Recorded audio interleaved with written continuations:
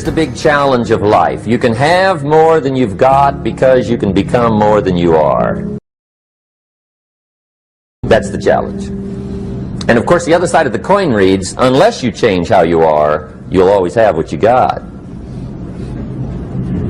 I have found in my experience that income does not far exceed personal development. Now, sometimes income takes a lucky jump, but sure enough, unless you grow out where it is, it'll usually come back where you are. Life has strange ways. If somebody hands you $1 million, best you become a millionaire quickly, so you get to keep the money. Otherwise, sure enough, it'll disappear. Somebody once said, if you took all the money in the world, divided it up equally among everybody, it would soon all be back in the same pockets. Incredible. Success is something you attract, not something you pursue. Success is looking for a good place to stay. So instead of going after it, you work on yourself. Personal development. See, the major question to ask on the job is not what are you getting? The major question to ask on the job is, what are you becoming? See, the big question is not what am I getting paid here. The big question is, what am I becoming here? Because true happiness is not contained in what you get. Happiness is contained in what you become. So that's our major subject for tonight, personal development. Of all the assignments Mr. Schoaf gave me at age 25, this was probably the most difficult. In fact, I'm still working on this one. I think it's an unending challenge to see what you can become. The next subject is called Basic Laws. And it's good to study the basics. And I call these basics primarily because they come from the Bible. Now, I'm not a theologian or a minister, and that'll be apparent. But Mr. Schoaf taught me that the Bible was a good textbook for ideas and stories and success equations, how to live the better life. I found out that was true. He also taught me that the Bible is as practical as it is spiritual, and I found out that's true. If you look at your bank account and your income and you're not happy, there are several places in the Bible to check to see what the heck's wrong so you can make the changes. And we're going to cover some of those tonight, called basics. Okay. The next subject is my favorite, setting goals. Mr. Schoaf taught me how to set goals. What a favor that was. One morning at breakfast, shortly after I met him, he said, Jim, let me see your current list of goals, and let's go over them and talk about them. He said, maybe that's the best way I can help you get a better direction started. And I said, I don't have a list. He said, well, is it out in the car or home somewhere? I said, no, sir. I don't have a list anywhere. He said, well, young man, that's where we got to start. He said, I can tell you right now, if you don't have a list of your goals with you, he said, I can guess your bank balance within a few $100s. Which he did. And that got my attention. I said, you mean my bank balance would change if I had a list of goals? He said, drastically. That day I became a willing student how to set goals. And sure enough, learning how to set goals changed my life. And I often wondered why no one had ever taught me how to set goals up until age 25. I went to high school, but if they offered it, I missed it. I went to college for a year, never heard it. I worked for Sears. Really. And to my knowledge, Sears never taught it. Right? How to set goals. So here I am, age 25, married, my family's starting, I've been to college, I'm working, and I still don't know how to set goals. But fortunately, when I was 25, I met the man who taught me how, and it revolutionized my whole life. Economically, socially, personally, it's incredible. So I want to share with you tonight what Mr. Schoaf shared with me, how to set goals. It can be a life changer. Okay. The next subject is the negative part of the seminar. Life is part negative, so we got to talk about the negative. And this subject is called diseases of attitude. Diseases of attitude. There's a lot of things that can wreck your chances to do well. We live in a rather dangerous world, so you got to be not only wise, you got to be careful. Now, attitude diseases are just as bad as physical diseases, right? High blood pressure, heart trouble. I mean, a lot of things lace your chances to do well. So you've got to be careful. And attitude diseases are deadly. I mean, they'll destroy all the good things you start. Okay? So we'll go through those attitude diseases, how to spot them, how to look for them, what they are, and the cure. And I'm a pro on these because I've had them all, so I can give you excellent advice on these. Now, the last subject we're going to consider tonight is called the day that turns your life around. The day that turns your life around. And under this subject, we're going to talk about the emotions that can change your life. Human beings are emotional creatures, and emotions are powerful for life change. Now, of course, emotions are so powerful they can go either way on you. Emotions can either build or destroy. So you really have to employ emotions properly. We call civilization the intelligent management of human emotions. If you can intelligently apply your emotions in the right direction, no telling what can happen. Could turn your life around one day would be sufficient. So we'll talk about those. Okay. Now that's a lot to cover in one evening, but we'll keep at it here and see if we can't get it all done. I'd like to have you now jot down the theme of the seminar. Every seminar should have a theme, I guess. We've got one. It's on some of our literature if you happen to notice it, but if you didn't, for your notes, here it is. The theme of the seminar goes like this: the major key to your better future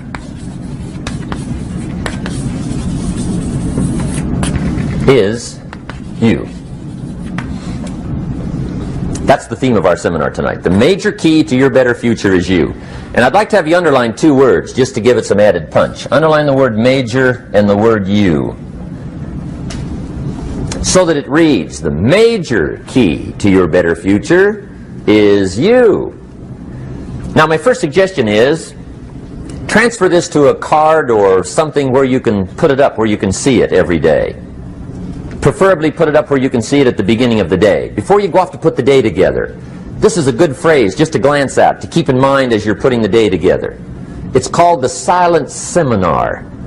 If you'll just let this talk to you during the day, I found it to be tremendously helpful. The major key to your better future is you. For a big share of my life now, I didn't have this one quite figured out. Among a lot of things I didn't have quite figured out. Many things used to puzzle me back in those early days. I used to wonder why two people could work for the same company, one make twice as much money. Now, see, that used to puzzle me.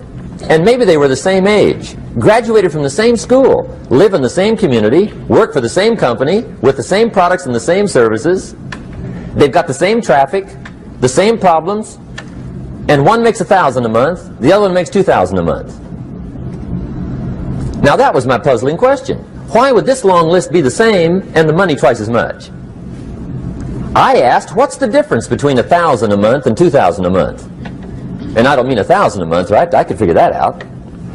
But what makes the difference? Why would one person do twice as well, 3 times as well? Speaking economically. Now, I know there's more than one way to do well. I understand that. But in this little narrow area called compensation, what's the difference? Well, back then, with my faulty thinking, I'm trying to reason it out. I thought, well, maybe time makes some of the difference, right? Some people do better because they have more time. I used to say, Harold ought to be able to do well. He's got a lot of time. If I had all of Harold's time, I could do well. Now, that's got to be dumb, right? Number one, you can't get somebody else's time. A guy says to me one time, he says, you know, if I had some extra time, I could make some extra money. I said, then forget it. There isn't any extra time. Hey, when the clock strikes 12 midnight, that about wraps it up, right? I mean, you can look around the gongs there for a little more, but it's over. You say to the guy, what are you doing? He says, I'm looking for extra time. See, they'll come and take you away, right? There isn't any more time. Now, if you can't get more time, which you can't, what could you get more of that would make a difference in economic results? And here's the key word. Make it a part of your notes. We're going to consider it tonight. The word is value. And I have a little phrase for your notes. Value makes the difference in results. Value makes the difference. You can't get more time, but you can create more value. Now here's the first lesson of economics. Everybody should learn it from the time they're old enough to understand what a dollar means. How to earn one, how to get one, how to keep one, what to do with it. First lesson of economics. We primarily get paid for value. That's lesson one. Bringing value to the marketplace, that's how you get paid. You don't get paid for the time. I know it takes time to bring value to the marketplace, but you get paid for the value, not the time. Now, since that's true, here's one of the key questions of the evening. Is it possible to become twice as valuable at the marketplace and make twice as much money in the same time? Could you become 3 times as valuable? Make 3 times as much money in the same time? Is that possible? The answer is yes, if. And it's always if, right? Life is known as the big if. Harry Truman once said, life is iffy. How true. And here's the big if we're going to consider it tonight. It's possible to do much better at the marketplace if you go to work primarily on yourself. And that's the theme of our seminar tonight. Learning to work primarily on yourself. People have asked me for the last 24 years, how do you develop an above-average income? And the answer is, become an above-average person. Develop an above-average handshake. Some people want to be successful, they don't even work on their handshake. As easy as that would be to start on. They let it slide, they don't understand. Develop an above-average smile. Develop an above-average excitement. Develop an above-average interest in other people. Develop an above-average intensity to win. See, that'll change everything. Probably one of the most frustrating experiences in life is looking for an above-average job with above-average pay without becoming an above-average person. It's called frustration.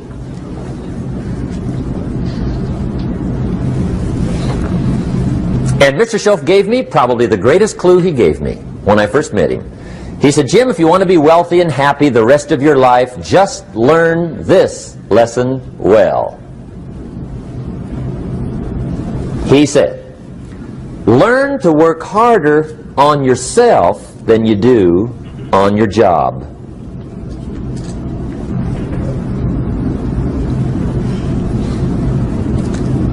Then Mr. Shelf gave me probably one of the most important clues among so many things he taught me, but this was in those early days. Mr. Shelf was very kind, but he was also very abrupt. And he had these interesting questions to ask. I'm giving him a little rundown one day on how things hadn't worked out for me. He said, Mr. Rohn, I've got the answer for you if you will listen carefully. And listen carefully I did that day and for the next 5 years. If somebody's wealthy and happy, you gotta listen. He said, Jim, I've only known you a short time. But he said, it's already my honest opinion that for things to change for you, you've got to change. That wasn't quite the answer I was looking for. But that's the answer he gave me, and I pass it along to you on this warm summer evening in Anaheim, California, 1981. For things to change for you, you've got to change. Otherwise, it isn't going to change. Before I met Mr. Shelf, I used to say, I sure hope things will change. Right? That seemed to be my only hope. If it isn't going to change, I'm in serious trouble.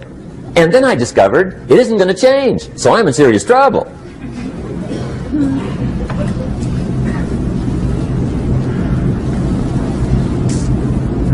See, I can tell you what the 80s are going to be like. You have dropped into the right place. I did a seminar one time for Standard Oil executives and management in Honolulu. And we're having a conference one day on this big conference table. And one of them said to me, Mr. Rohn, you know some fairly important people halfway around the world. What do you think the 80s are going to be like? I said, gentlemen, I do know the right people. I can tell you. So they all listened very carefully. And I said, gentlemen, based on my wide experience, I can really honestly say to you, in my opinion, in the 80s, it's going to be about like it's always been. Aren't you glad you came? That's inside. I don't pass that around just everywhere. Now, of course, I said that to make a point, but I also said it because it's accurate. It's going to be about like it's always been. It isn't going to change. The tide comes in, and then what? It goes out for 6,500 years that we know of, recorded history, and probably long before that. So it is not going to change. It gets light, and then what? It turns dark. 6,500 years. See, it's not likely to change. And we're not to be startled by that. If the sun goes down, the guy says, what's happened, what's happened? It means he hasn't been here long, I guess, right? It always goes down about this time. The guy says, well, I don't like that arrangement. Well, you got to talk to somebody besides me, right? It gets light, then it turns dark. In rotation, the next season after fall is what? Winter. Pray tell, how often does winter follow fall? Every year regularly for the last 6,500 that we know of. See, it is not going to change. Now, some winters are long, and some are short, and some are hard, and some are easy, but they always come right after falls. It isn't going to change. Sometimes you can figure it out, sometimes there's no way to figure it out. Sometimes it goes well, sometimes it gets in a knot. Sometimes it sails along, sometimes it gets in reverse. See, that's not going to change. The last 6,000 years reads like this: opportunity mixed with difficulty. That's how it reads. It isn't going to change. The man says, well, if it isn't going to change, how will my life ever change? Answer, when you change. And whether I'm talking to high school kids or business executives, my message is always the same. And it goes like this: the only way it gets better for you is when you get better.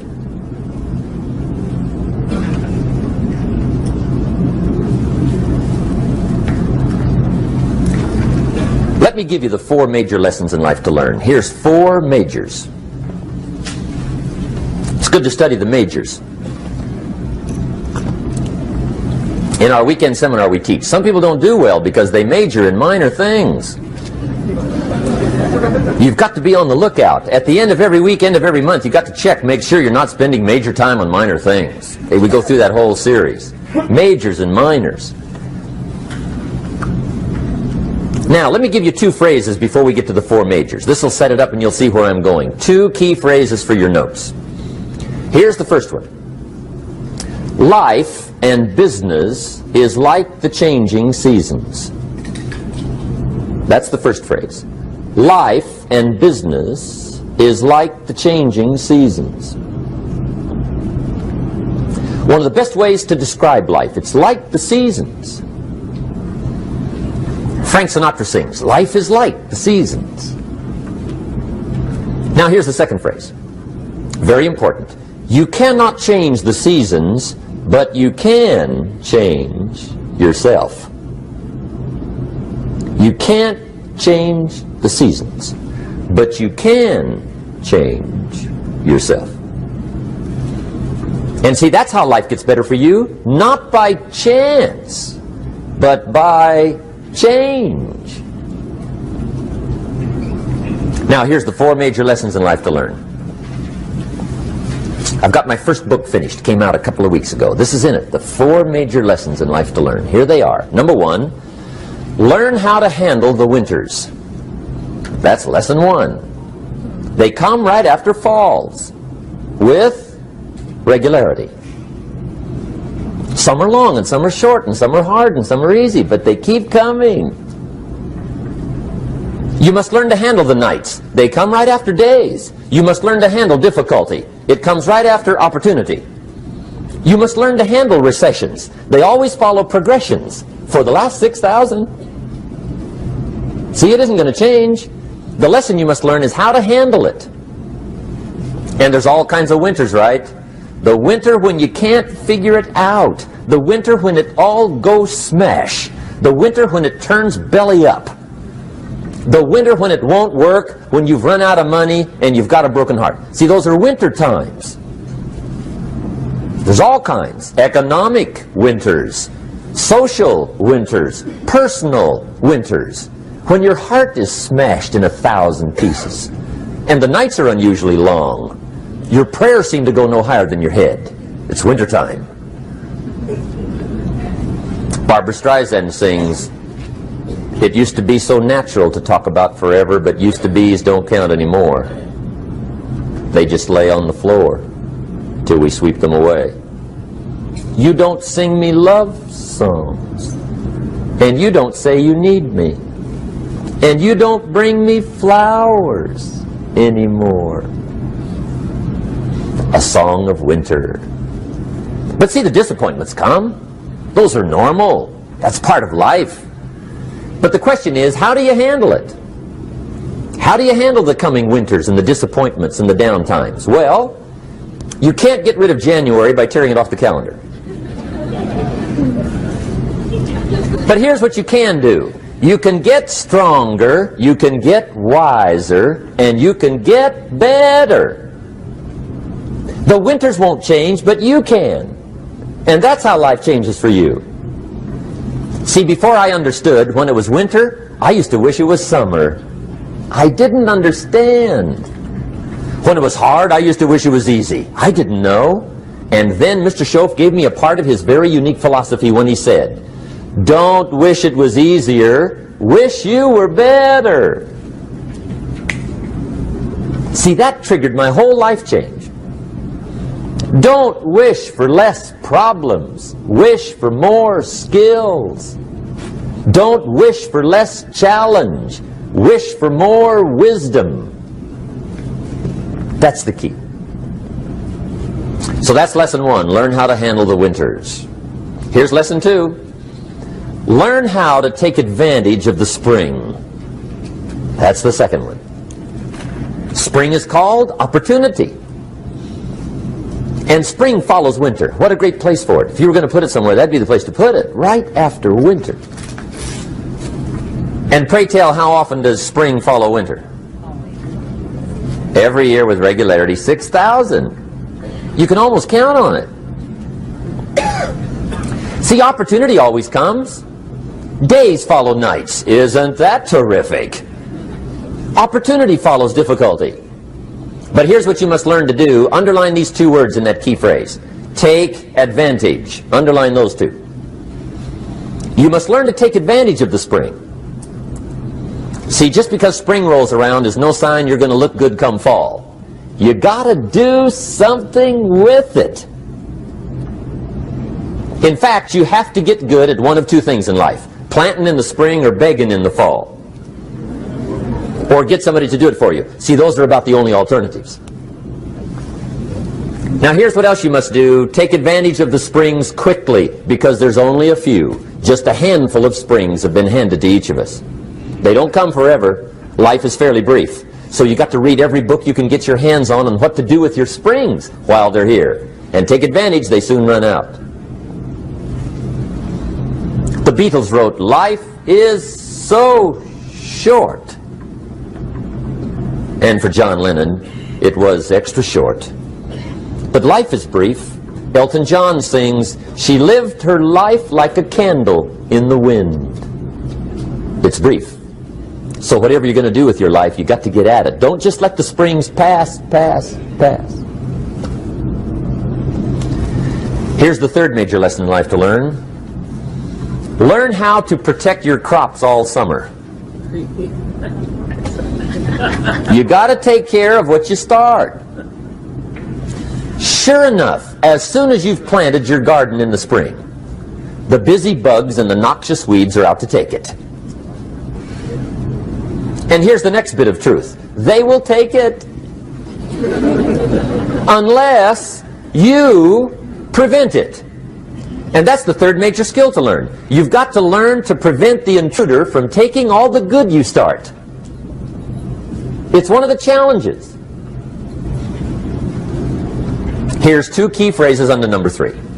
First one, all good will be attacked. On this planet. Maybe not the next one we get to, but on this one, all good will be attacked. Every garden will be invaded. Not to think so is naive. And here's the second phrase. All values must be defended. Political values, social values, community values, family values, marriage values, friendship values, business values. Every garden must be tended all summer. Third major lesson. Now here's number 4. Fourth major lesson in life to learn. Learn how to reap in the fall without complaint. Learn to reap come harvest time without complaint. Take full responsibility for what happens to you. It's one of the highest forms of human maturity, accepting full responsibility. It's the day you know you've passed from childhood to adulthood, the day you accept full responsibility. And another note, learn to reap in the fall without apology. Without apology if you do well, and without complaint if you don't. That's maturity. I used to have that long list of reasons why I wasn't doing well. To explain. You got to explain, right? Otherwise you're going to look bad.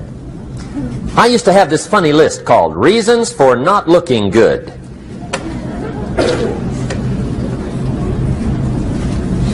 I used to blame the government.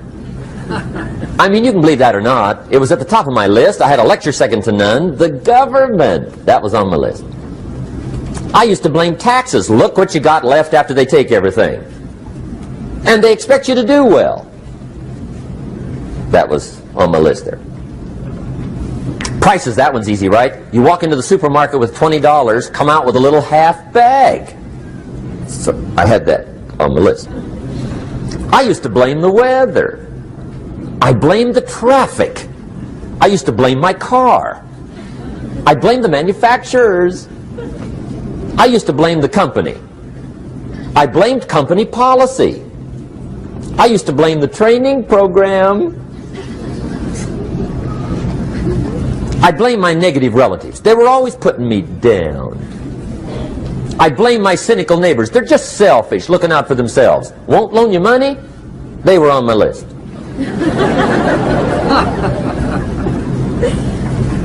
I used to blame the economy. I blamed the community. That's a pretty good list for not doing well, isn't it? I thought it was good. I'll never forget one day, Mr. Shelf was very kind, but he was also very blunt. And this was no exception. And I'm glad he was blunt. There's a lot of things I'd have missed if he hadn't have been blunt.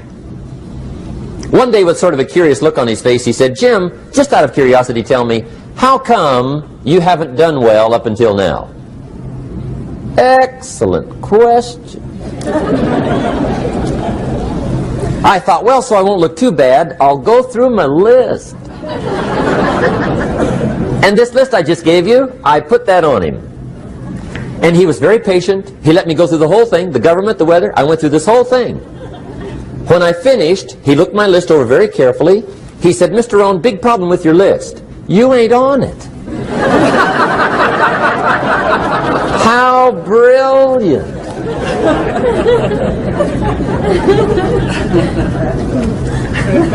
When I went to work for him a few months later, I learned very quickly to tear up my list, reasons for not doing well, and I threw it away. And I got me a fresh piece of paper. And I put one word on it. Me. There's a Black Heritage spiritual that says it's not my mother nor my father, nor my brother nor my sister, but it's me, oh Lord, standing in the need of prayer. See, I used to blame everything outside. And then let me give you a little philosophy that helped turn my life around. For your notes, here it is. It's not what happens that determines the quality or the quantity of your life. It's not what happens. And the reason is because what happens happens to about everybody. No different. The sun went down on all of us last night. A common event, a happening. And I found out that the same things can happen to two different people. One gets rich and one stays poor. Why is that? It's because it's not what happens, but rather it's what you do that changes everything. So that's a key phrase. It's not what happens, it's what you do. What happens is about the same. You might put that in parentheses here. Same. What people do, that's what's different. Anything can happen, right? Everything can happen. I've heard all the stories. I've been one of the stories. Hey, we could all tell stories all night long, right? Happenings. Anything can happen. Have you heard of Murphy's Laws? Anybody here heard of Murphy's Laws? Okay, most of you have. Murph had these laws. One of them was, if anything can go wrong, it will. That's one of Murphy's Laws. He was not one of the great positive speakers of the day. But anyway, it's still true though, right? Anything can go wrong, everything can go wrong. For sure. I've fallen out of the sky so many times. Once to the tune of a couple of million. Devastating. Took me a while to survive that one. Now, it wasn't all that much, but it was all I had. I mean, that's when it's much, right? When it's all you got. If you got 3, 2 go, you got 1 left, you ain't looking that bad. But when it all goes, has anybody been there when it all went? Anybody? Come on, the rest of you liars. Hey, we've all been there, right? When it all went. Of course, it used to be a long time ago, right? When you ran out of money, got to 0, you were all through. Heck, now you can whistle right on by 0, right? I mean, they will bury you. That's what they will do.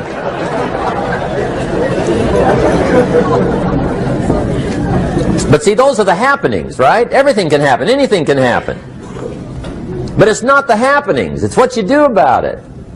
Somebody says, yeah, but you don't understand the disappointments I've had. Come on. Everybody's had their share. Disappointments are not special gifts reserved for the poor. Everybody has them. The difference is what you do about them. It's not the weather. I used to blame the weather, and I discovered it rains on the rich. So see, that won't help.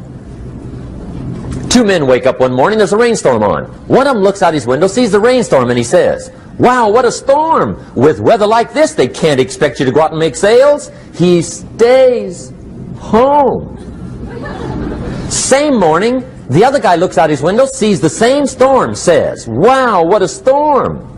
But he says, you know what, with weather like this, what a great day to go out and make sales. Most everybody will probably be home. Especially the salesman.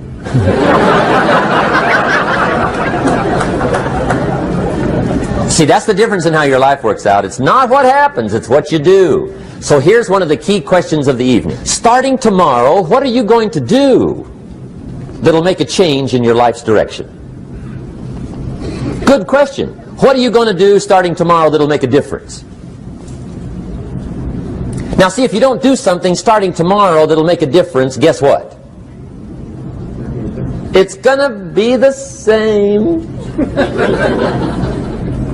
And see, that way you can guess what the next 5 years are going to be like. Look at the last 5.